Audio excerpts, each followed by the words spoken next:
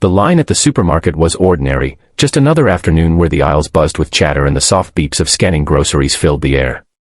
But when the man in the tailored suit reached the register, the entire store became silent. His sleek black card was swiped once, then again, and then the screen flashed a word no one expected: declined. For a brief moment, the world seemed to stop.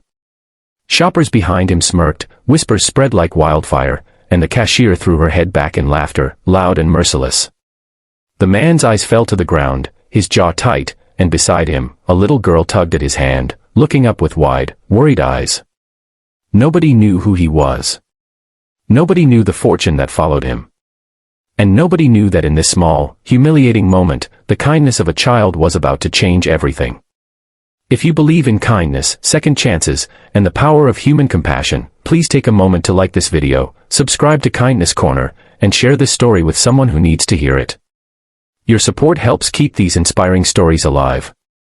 The man was Alexander Grant, a billionaire who built his empire from steel, construction, and sheer determination. He had stood in glass towers, spoken in boardrooms filled with the most powerful men in the country, and his name was etched on skyscrapers in New York and beyond. But none of that mattered here. In this small-town grocery store, stripped of his name and wealth, he was just another man whose card had failed. It wasn't a banking error. It wasn't fraud.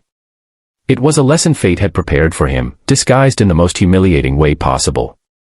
For years, Alexander had hidden behind power and status, rarely stopping to notice the quiet struggles of ordinary people.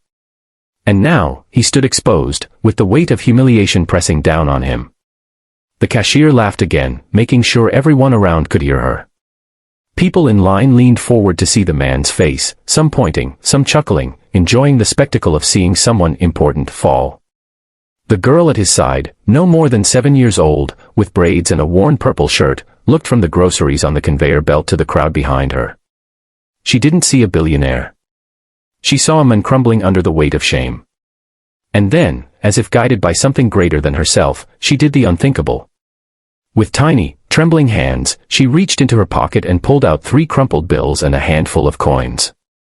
It wasn't much, the kind of change a child saves from allowance or finds under couch cushions. Slowly, she stretched out her hand toward the cashier. The store grew silent again, but this time for a different reason. Whispers stopped.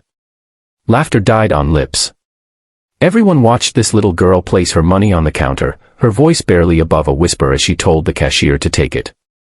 She wanted to help pay for this stranger's groceries. The men froze.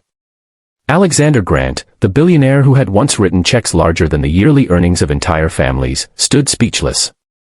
His heart, hardened by years of business and arrogance, felt something he hadn't allowed in decades: humility. His eyes burned, not from anger, but from a sudden rush of tears he fought to hold back. This child, with nothing, had given him everything: dignity, compassion, and a reminder of what true wealth meant. The store, once filled with mockery, shifted in energy. The laughter that had ridiculed him turned into murmurs of shame. Some lowered their heads, embarrassed that they had mocked a man in pain while a child had shown the courage to be kind. The cashier's grin faltered, replaced with a look of awkward guilt. And Alexander, the man who could buy anything, realized he had encountered something priceless. As the groceries were packed, Alexander bent down to the little girl's level, his voice breaking as he thanked her. She didn't understand who he was, didn't know the towers his name adorned, didn't care about his wealth. To her, he was just a man in need, and kindness demanded action. She smiled softly, not realizing that in this moment, she had just changed the course of his life. When they left the store, Alexander didn't go back to his limousine waiting outside. Instead, he walked the little girl home, curious about the world she came from. Her house was small, with paint peeling on the walls and a sagging porch. Inside, her mother worked tirelessly, folding clothes while keeping an eye on a pot simmering on the stove. Life here was simple, filled with quiet struggles and small victories. The girl's mother was surprised to see a well-dressed stranger standing in her doorway, but she welcomed him kindly, without judgment. That night, Alexander couldn't sleep. The image of the girl offering her last coins haunted him. For years, he had measured wealth in numbers and possessions, but now he understood that true wealth lay in kindness, in giving when you had little to give, in seeing humanity when others only saw weakness. The next morning, he made a decision. Weeks later, news broke across the country. Alexander Grant, the billionaire known for his ruthless business strategies, had announced a massive foundation dedicated to helping struggling families. Grocery bills were being paid anonymously across towns. Homes were being repaired. Scholarships were being handed to children who never dreamed of college. But more than the money, Alexander himself was there, walking the aisles of grocery stores, visiting homes, talking to people, listening to stories he had once ignored.